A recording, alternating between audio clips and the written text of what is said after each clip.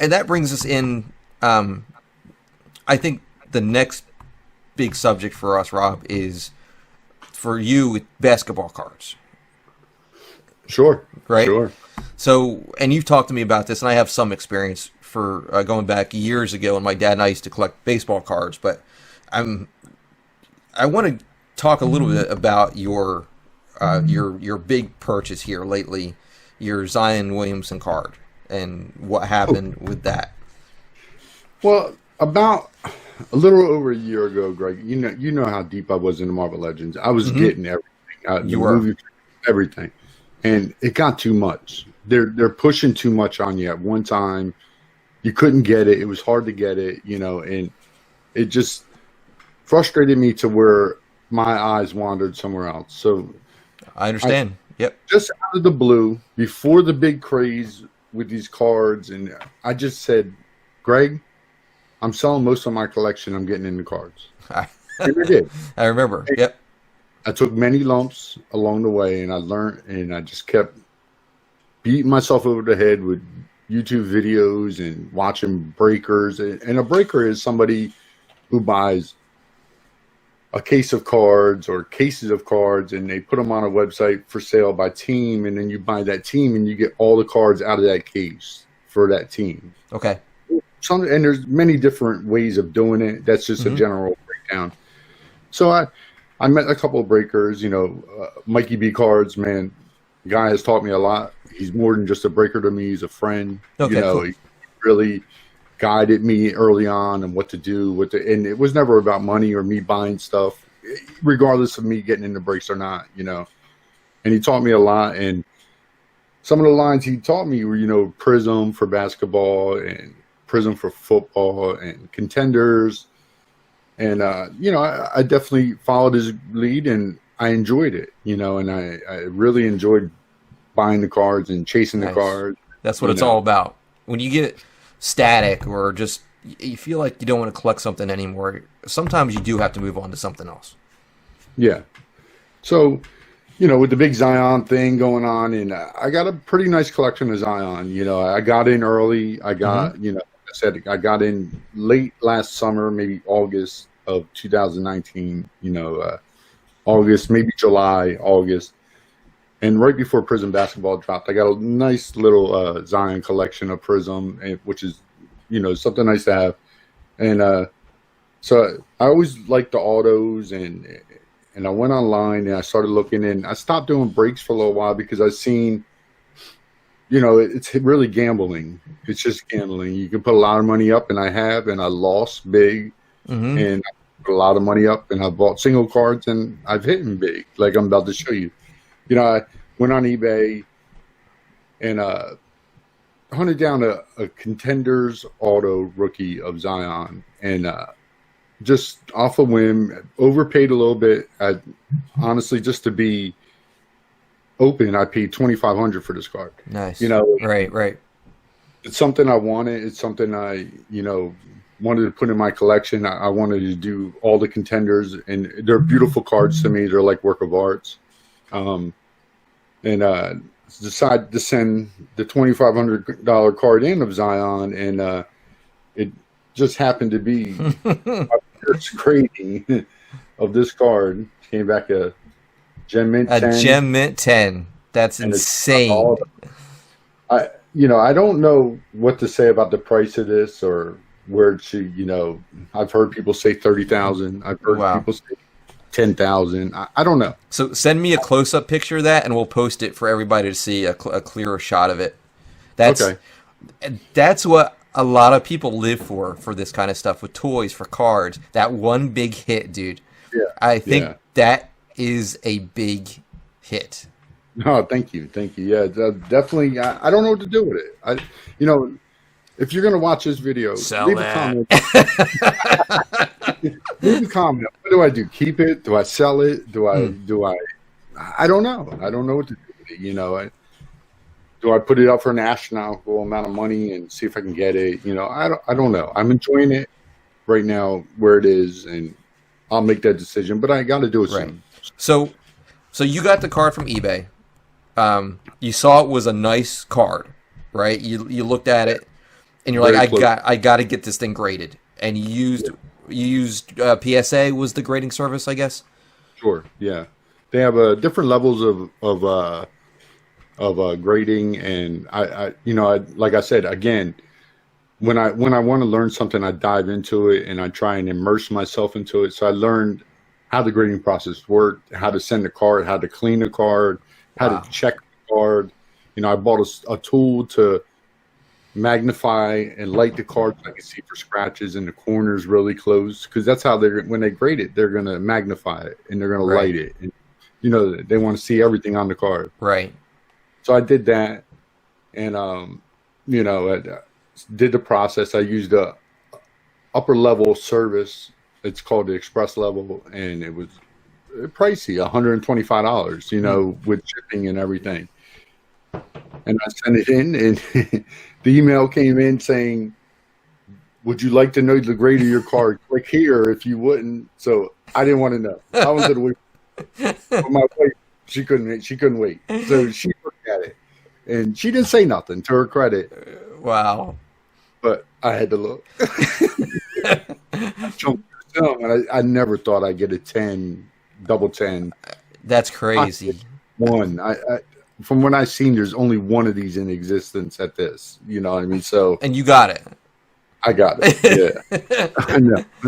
So let me ask you this, because I'm trying to learn a little bit more about cards in general as well. And as you know, I collected baseball cards years ago, and I have a book with all sorts of Topps cards, Don Mattingly and Mike Schmidt and Wade Boggs, and I have a lot of their rookies too. But if you got that Zion Williamson card back, it was graded an 8. Would you have lost money on it?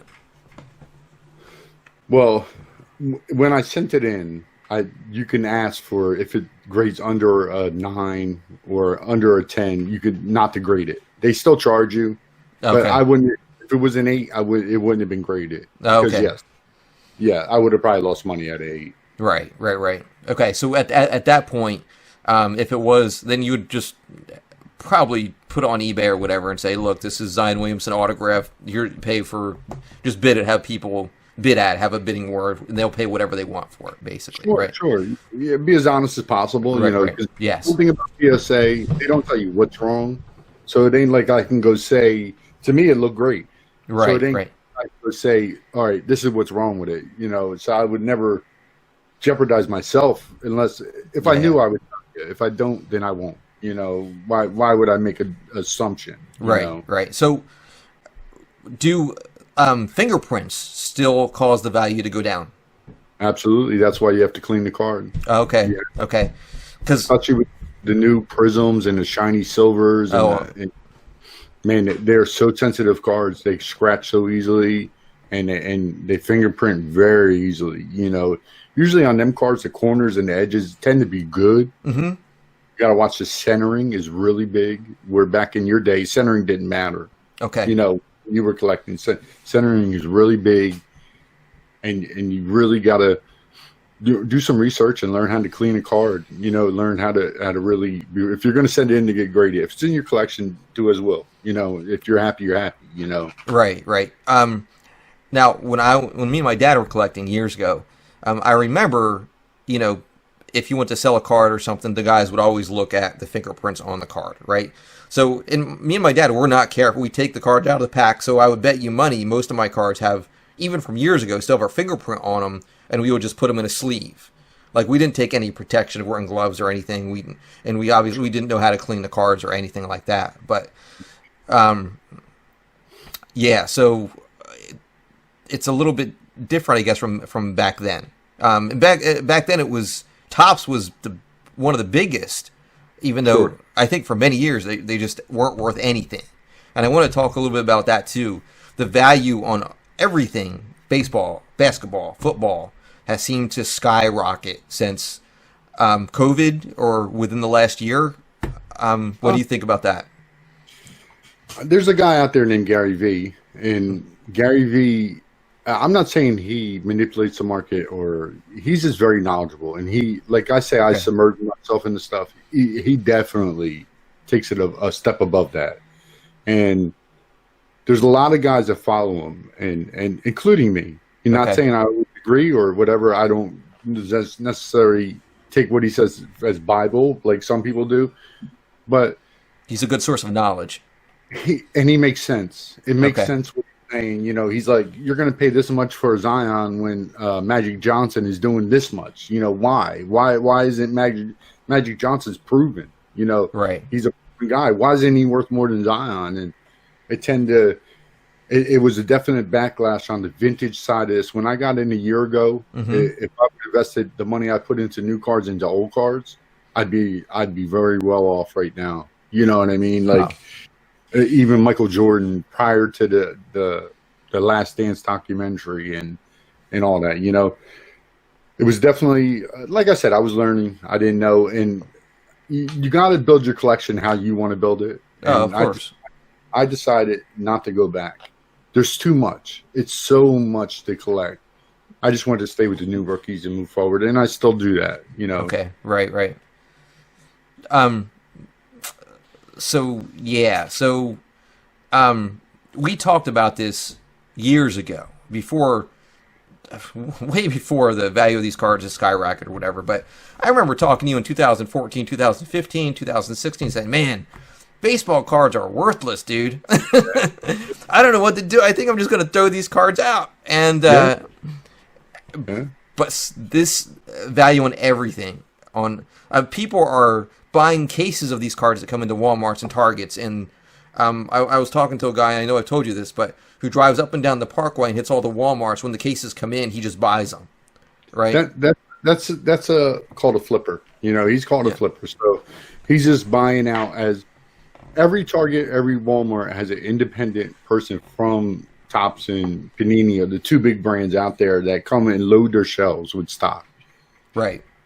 Once you get to know their schedule, you could be there when they're there and buy everything. There is no limit to how much you can buy. So Oh, wow. I can't say, I'm not going to sit here and tell you that I hate them guys. I don't, because it's a hustle.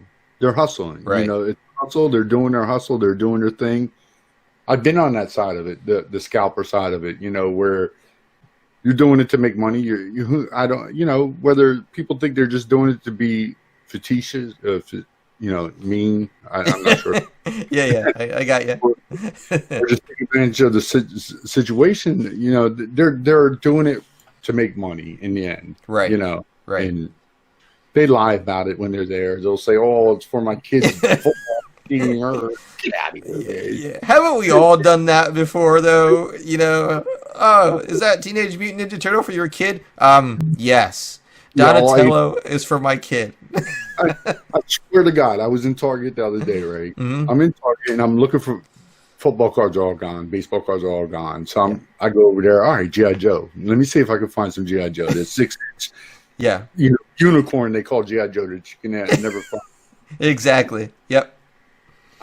Guess what? There's a guy over there has all 8 a full case of G.I. Joe. I'm not sure which figures they were there. He has all of them. And he's at the counter in the back where they have electronics. And he's talking to the young kid working behind the counter. And he's like, "Hey, man, what's going on with these football cards and these baseball cards? How come I can't buy any? That isn't fair. While you're buying out all the friggin' G.I. Joe on yourself." He knew what he was doing. That dude knew what he was doing. Oh, man. Or Destro's, really? Like, come on, man. While you're buying all the G.I. Joes, you're complaining about all the football cards being gone. You just want to kick his knee out, the back of his leg out, so he drops the case, and you grab him and run out the door. I wanted to say something so bad because he's razzing on this kid, and this kid's just like, man, I don't know. That's funny. It is what it is. But I just, I always call it the 5-second rule. Give it 5 seconds to 5 minutes, and you never see this guy in your life again. Yeah. So, Yep. move forward. Wow. So you came that close to a case of G.I. Joes. Yes. Yeah. Could have been Cobra Troopers. I don't know. I was going to say, I wonder if it was the Cobra Troopers, the Cobra Island Cobra Troopers. That's funny, dude.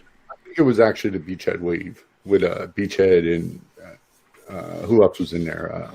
Oh, that's that wave. I think it was Beachhead, Roadblock. Roadblock, yes, and the Cobra Trooper. Yep. If it Well, he bought them all. Freaking God. Now the wave after that is whatchamacallit, Gung Ho, Red Ninja, and Cobra Commander. I got lucky. I have a buddy, Ron, who's in Minnesota, who I met through cards. Really nice guy. And he actually lives, he said he could throw a stone and practically hit target from where he lives. Oh, so he went nice. on G.I. Joe release day and got me beachheads, like 4 beachheads, and I had them shipping to me. And I flipped on eBay. That's what I do. I don't have one. Shout out to Ron. Thanks, Ron. and another good buddy of mine named Keith, he is learning cards. It's fun to see. I don't want to lead him the wrong way, but there's cards that he should buy, and he does, and he makes good decisions. And I'm curious just to watch his collection grow, and it's fun to see him take my knowledge and pick my brain, and he does, and I appreciate it. Yeah. See, I have a definite interest in this kind of stuff, but I have an addiction. If I buy something, then I keep buying and buying until I have no money left. But at some point, I'm going to hit you up, and I'm going to get in on this as well. But I think the best thing we can come out of all of this is have fun, right? Just have fun. Buy what you like, buy what you want, and just have fun with it. Yeah, the card thing is so. It started with just this and just that, and now it's this and that and this and that and this and that. It keeps growing because as you get more and more, you just fall in love with them, man. They're so beautiful, the cards, and you want these rookies, and and I'm doing all the wrong things. I know I am, and I just gotta. I reevaluate my collecting all the time, and that's just through knowledge, to listening to people, watching videos, and just immersing myself in this hobby. Still, cool. It's fun. I'm having fun with it, and I'm hopefully I don't lose a lot of money. Well, years ago, I can just imagine what they're like now, because years ago you had Topps, Fleer, and Donruss, right? So if you wanted a higher level card, or a better card, or a nicer looking card, you would go to the Donruss, right? Or even the Fleer or Upper Deck. Yeah, Upper Deck. And those cards back then were like off the charts compared to Topps. Topps was a very basic card, right? So now you get, like you're explaining to me, the silver and the shininess, and you get an autograph and memorabilia or a piece of their jersey or something, right? Like, I don't ever remember Topps doing that back then. No. Right. That was a mid to late 90s. I think Topps started the refractor trade craze where they put a shiny card in there. Don't quote me on that. I'm not sure, but they came out with a product called Topps Chrome. Oh, okay. Nice. And they put a refractor in there where it shines different, a little different than all the other cards, and people went nuts for it. I bet.